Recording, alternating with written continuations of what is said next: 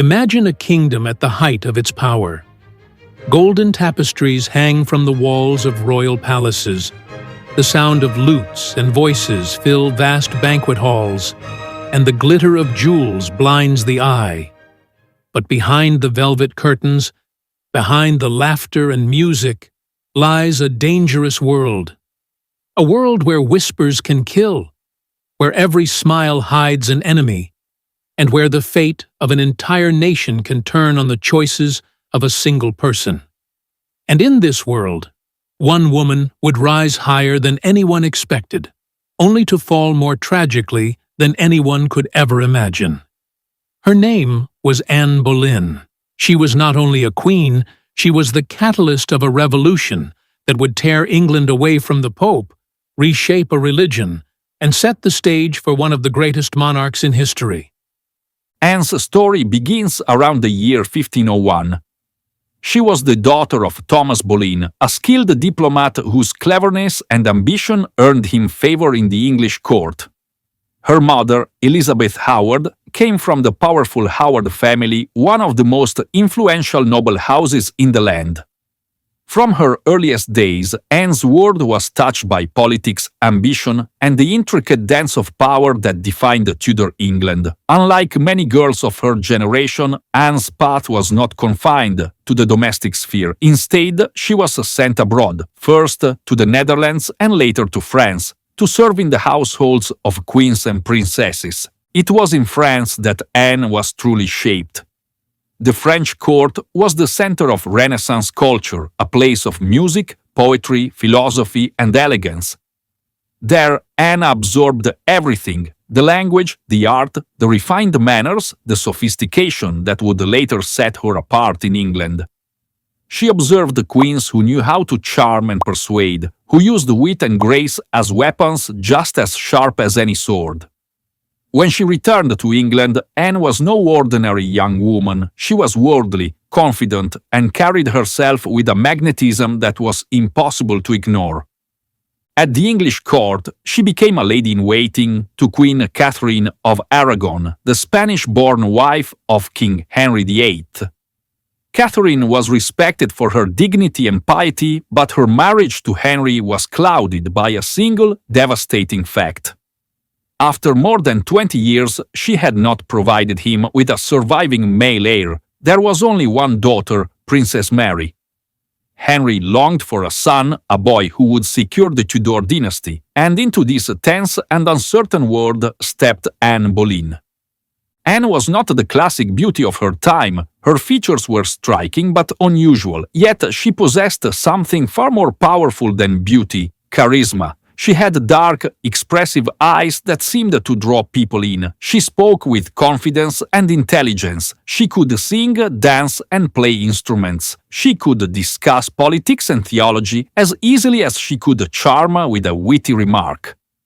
To Henry, who was used to obedience and flattery, Anne was thrillingly different. At first, Henry saw her as another potential mistress, but Anne refused him. She would not be his lover. If he wanted her, he would have to make her his wife. This defiance was dangerous, even shocking, but for Henry it only deepened his obsession. What began as attraction grew into passion, and passion into desperation. Henry wrote letters full of longing, promising to make her his queen.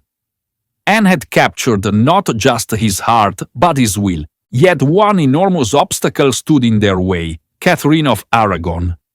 Henry argued that his marriage to Catherine had been cursed from the start because she had once been married to his brother Arthur. He claimed God was punishing him by denying him sons. Henry sought an annulment from the Pope, but Catherine's nephew was none other than Charles V, the Holy Roman Emperor, one of the most powerful men in Europe.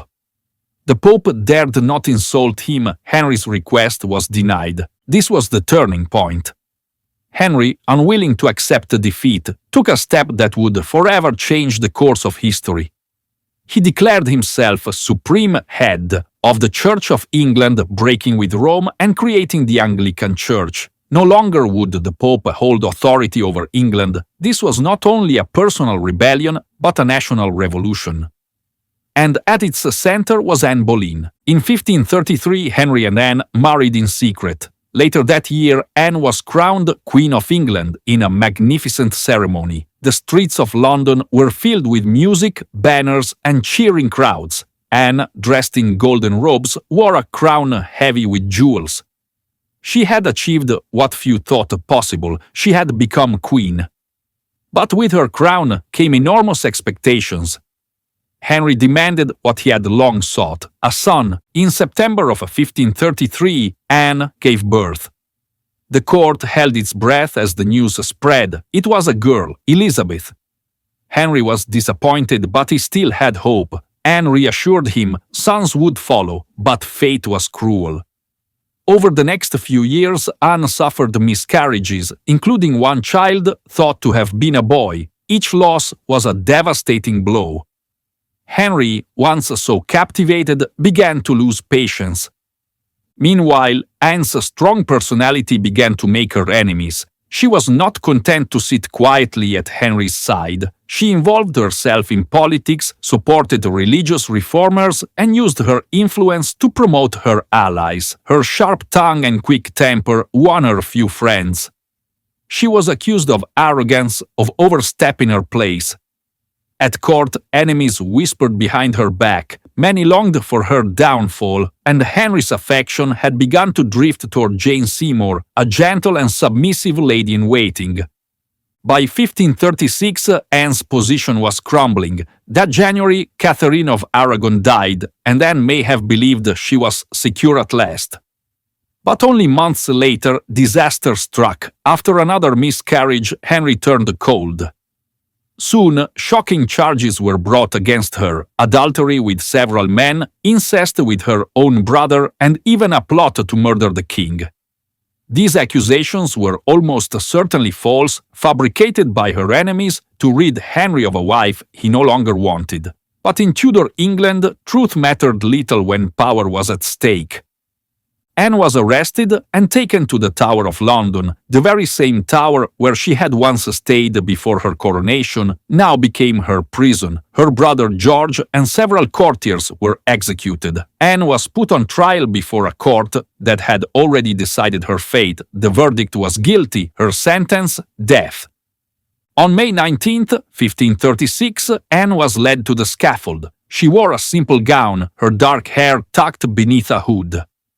The crowd gathered in silence as she addressed them. She did not accuse Henry or protest her innocence. Instead, she prayed for the king's health and for England's future. She showed a remarkable composure, facing death with dignity. Then she knelt, and with a single stroke of a French swordsman's blade, her life was ended. She was only about 35 years old. Anne had reigned as queen for just 3 short years. Her rise had been meteoric, her fall devastatingly swift. Yet her story did not end on the scaffold, for her daughter Elizabeth would one day ascend the throne. In 1558, Elizabeth became Queen Elizabeth I, and under her rule, England entered a golden age of culture, power, and exploration. The irony could not have been greater. Henry had destroyed Anne because she had failed to give him a son, yet it was her daughter who became one of the greatest monarchs in history. Anne Boleyn's legacy is one of contradiction. To some, she was a manipulative seductress who lured a king away from his lawful wife. To others, she was a victim, destroyed by lies and political schemes. To many, she was a woman ahead of her time, intelligent, ambitious, and unafraid to claim her place in a man's world. She changed not only Henry's life, but the destiny of an entire nation. Her story has fascinated generations because it contains all the elements of human drama: love, passion, ambition, betrayal, faith, and tragedy. It reminds us of the fragility of power, the danger of desire, and the enduring impact of those who dare to reach beyond their place. Anne Boleyn's life ended on a scaffold, but her shadow has never left the stage of history. Through her daughter, she shaped the future of England, and through her courage and her choices, she remains one of the most captivating figures of all time.